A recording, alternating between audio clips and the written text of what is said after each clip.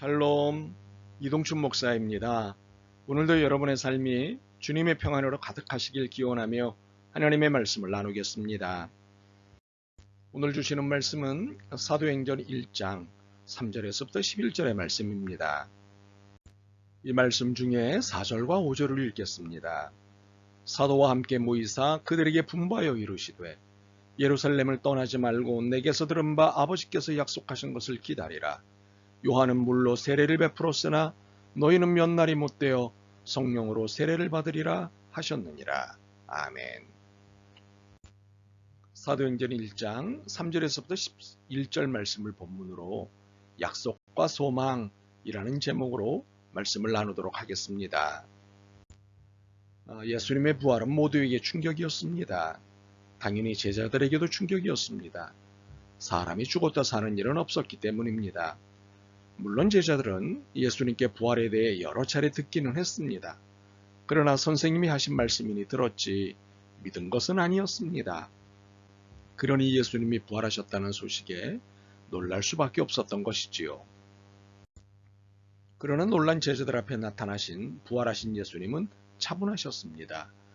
그들의 믿지 않으면 놀라지 않으셨고 오히려 평안하냐고 위로하셨습니다. 그리고는 40일간을 지상에 머무셨는데 그중 제자들에게 여러 차례 나타나셔서 하나님 나라의 일을 말씀하셨습니다. 어떤 이야기를 해주셨는지는 잘 모르겠습니다. 성경이 밝히고 있지 않기 때문이지요. 그러나 추측하건대 복음서의 산상수훈을 중심으로 하나님 나라의 세계관과 가치관들을 재학습시키셨을 것 같습니다. 하나님 나라는 이런 사람들의 것이니라고 하시면서 가르치셨을 것 같습니다. 40일 중 어느 한 날 만나서 함께 식사하는 자리에서 사도들에게 당부와 함께 약속을 하셨습니다. 4절과 5절입니다. 사도와 함께 모이사 그들에게 분부하여 이르시되 예루살렘을 떠나지 말고 내게서 들은 바 아버지께서 약속하신 것을 기다리라. 요한은 물로 세례를 베풀었으나 너희는 몇 날이 못되어 성령으로 세례를 받으리라 하셨느니라. 이 당부는 예수님께로부터 들은 하나님의 약속을 기다리라는 당부였습니다. 이 약속은 성령 세례였습니다. 그동안 세례는 물세례만 있었지요. 그런데 예수님의 부활을 시점으로 성령 세례를 약속하셨습니다. 이 약속의 성취가 사도행전 2장에 기록되어 있습니다. 그런데 왜 예루살렘을 떠나지 말라고 하셨을까요? 두 가지 이유로 볼 수 있습니다. 하나는 지금은 아니었기 때문입니다. 물론 제자들은 당장 예루살렘을 떠나고 싶었습니다. 예수님에 대한 박해와 함께 제자들에 대한 박해가 시작됐기 때문입니다. 그러나 지금 떠나면 안 되는 이유가 있었습니다. 하나님의 능력을 체험하지 않은 상태에서 예루살렘을 떠나는 것은 더 어려운 일을 만날 수 있기 때문이었습니다. 그래서 성령 세례를 받기까지 예루살렘을 떠나지 말라고 하셨던 것이지요.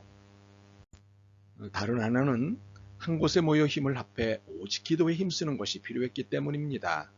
14절에 보시면 한 곳에 모여 더불어 기도에 힘썼다고 되어 있습니다. 이 시급의 상황에서 제자 공동체에 필요한 것은 기도였습니다. 그렇습니다. 기도는 너무도 중요한 능력의 공급처입니다. 하나님의 모든 능력은 기도를 통해 공급됩니다. 그래서 예루살렘을 떠나지 말라고 하셨던 것입니다. 제자들은 예수님의 말씀을 들었습니다. 그리고 예수님과 함께 들을 수 있는 마지막 날 사도들이 예수님께 여쭈었습니다. 6절을 세 번역으로 읽어드리겠습니다. 주님, 주님께서 이스라엘에게 나라를 되찾아 주실 때가 바로 지금입니까? 이 열망은 모든 이스라엘 사람들이 갖고 있던 열망이지요. 이것은 로마로부터의 해방을 열망하는 것이었습니다. 그런데 예수님의 대답은 로마로부터의 해방을 넘어서는 대답이셨습니다. 해방은 당연히 된다고 하셨습니다. 그러나 해방이 언제 되느냐는 시간의 문제에 대해서는 하나님의 시간이라고 대답하셨습니다. 하나님의 섭리와 주권에 속한 문제라고 대답하셨습니다. 그러니 그 사건을 하나님께 드리라고 말씀하셨습니다. 그리고는 지금 필요한 것에 집중하라고 말씀하셨습니다. 그것은 성령 세례였습니다. 이렇게 이스라엘의 회복을 간절히 원하는 그들에게 오히려 성령 세례에 집중하라는 데는 무슨 큰 이유가 있으셨을 것 같습니다. 8절을 보실까요? 오직 성령이 너희에게 임하시면 너희가 권능을 받고 예루살렘과 온 유대와 사마리아와 땅끝까지 이르러 내 증인이 되리라 하시니라. 두 가지 이유였습니다. 첫째는 권능을 받아야 핍박이라는 이 위기의 상황을 극복할 수 있었기 때문입니다.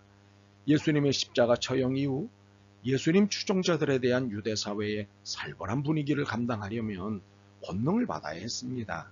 성령 세례만이 이 고난을 감당할 수 있는 권능이기 때문이었습니다. 그래서 예루살렘을 떠나지 말라고 하셨던 것이기도 했습니다. 둘째는 이스라엘의 영적 회복이 필요했기 때문입니다. 로마로부터 해방보다 필요하고 중요한 것이 영적 회복이었습니다. 모두에게 복음이 필요했던 것이고 복음을 통해 영혼 구원과 해방이 중요했던 것입니다. 그래서 제자들이 증인이 되어야 했습니다. 그런데 이 증인은 모든 핍박과 고난을 견뎌내야 하는 삶을 각오해야 하기 때문에 권능을 입는 것이 절대 필요합니다. 그래서 성령 세례를 강조하시고 약속하신 것입니다. 드디어 예수님은 부활 후 40일간의 마지막 지상 여정을 마치시고 승천하셨습니다. 그런데 갑자기 사라지신 것이 아니셨습니다. 제자들이 보는 눈앞에서 승천하셨습니다. 그런데 제자들은 이 광경이 너무도 생소했고 당황스러웠습니다. 처음 겪는 일이었기 때문입니다. 무엇보다도 주님께서 더 이상 자신들과 함께 계시지 않는다는 사실 때문이었습니다. 그래서 멍하니 빈 하늘을 쳐다보고 있었습니다. 그러고 있는 그들을 향해 흰옷 입은 두 사람, 즉 두 천사가 나타나 이렇게 말하였습니다. 11절입니다. 이르되 갈릴리 사람들아 어찌하여 서서 하늘을 쳐다보느냐. 너희 가운데서 하늘로 올려지신 이 예수는 하늘로 가심을 본 그대로 오시리라 하였느니라.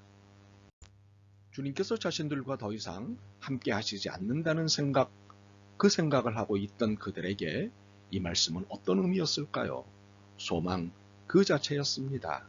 시간은 정해지지 않았지만 기다리면 언젠가는 반드시 다시 뵙게 될 것이라는 소망이었습니다. 그렇습니다. 예수님의 재림은 소망입니다. 마지막 소망이자 최고의 소망입니다. 그리고 하나님의 마지막 약속이자 최고의 약속입니다. 온 인류를 향해 주시는 마지막 선물로서의 약속입니다. 더 이상 병과 죽음을 겪지 않아도 되는 삶에 대한 약속, 가난과 사는 문제로 고민하지 않아도 되는 삶에 대한 약속, 무엇보다도 더 이상 불의와 싸우느라 고통받지 않아도 되는 삶에 대한 약속으로서의 재림인 것입니다. 이 재림을 약속하시고 승천하셨던 것입니다. 그러므로 이 재림 약속은 우리의 마지막 소망이자 최고의 소망입니다. 재림의 약속은 성령 세례를 통해 영적 삶을 더욱 풍성하게 해줄 소망입니다. 그래서 요한계시록의 마지막에 요한이 고백한 것에 동의하게 됩니다. 마라나타 주 예수여 오시옵소서. 그런데 어찌하여 서서 하늘을 쳐다보느냐는 말씀에는 소망의 의미 그리고 약속의 의미와 함께 매우 중요한 의미가 담겨 있습니다. 지상의 사명입니다. 예수님께서 마지막으로 부탁하신 명령이 있었습니다. 기억하시죠? 마태복음 28장 끝자락에 있는 말씀입니다. 너희는 가서 모든 민족을 제자로 삼아 아버지와 아들과 성령의 이름으로 세례를 베풀고 내가 너희에게 분부한 모든 것을 가르쳐 지키게 하라. 이 일을 위해 하늘만 쳐다보는 일을 해서는 안 된다는 말씀입니다. 물론 하늘을 쳐다보지 말라는 말씀은 아니지요. 제자 삼는 지상 명령을 수행하기 위해서는 하늘만 쳐다봐서는 안 된다는 말씀입니다. 매우 중요한 사명인 제자 삼는 지상 명령을 수행하기 위해서는 하늘만 쳐다봐서는 안 되기 때문입니다. 사실 예수님이 지상에 사람으로 오셨던 이유는 복음 때문이었습니다. 인류를 죄에서 구해내고 사망에서 해방시키기 위해 성육신하신 것이지요. 승천 이후 이 모든 복음 사역을 우리에게 맡기신 것입니다. 이를 잘 수행하라고 성령 세례를 베푸시는 것입니다. 8절을 다시 읽어볼까요? 오직 성령이 너희에게 임하시면 너희가 권능을 받고 예루살렘과 온 유대와 사마리아와 땅끝까지 이르러 내 증인이 되리라 하시니라. 마태복음 28장에 제자 삼는 일, 사도행전 1장에 주님의 증인이 되는 일, 이 두 말은 같은 의미입니다. 복음을 전하는 일입니다. 그러므로 재림의 약속의 소망을 품으시고 베푸신 성령 세례에 힘입어 복음을 전하는 지상 사명에 충실해야 하는 이것이 우리가 살아내야 하는 신앙적 삶입니다. 어떤 상황에도 변함없는 주님의 최고의 지상 명령이십니다. 물론 현 상황은 실존적 생존함에 매개할 것입니다. 그러나 존재성을 상실하지는 마셔야 합니다. 우리의 존재성은 예수 그리스도의 사람이라는 사실입니다. 예수 그리스도 없이 예수 그리스도를 무시하고 살 수 없는 존재입니다. 그러므로 현실을 넘는 믿음과 삶을 보여주시길 바랍니다. 아멘. 주님의 약속을 놓쳤기에 소망은 당연히 놓쳤습니다. 불편했고 긴장하며 살았습니다. 그러나 부활의 주님으로 부활을 소망할 수 있음을 새삼 깨닫습니다. 주님의 마음과 주님에 대한 믿음을 충만히 허락하옵소서. 하여 주님의 지상명령을 충실히 수행할 수 있게 하여 주옵소서. 예수 그리스도의 이름으로 기도드립니다. 아멘.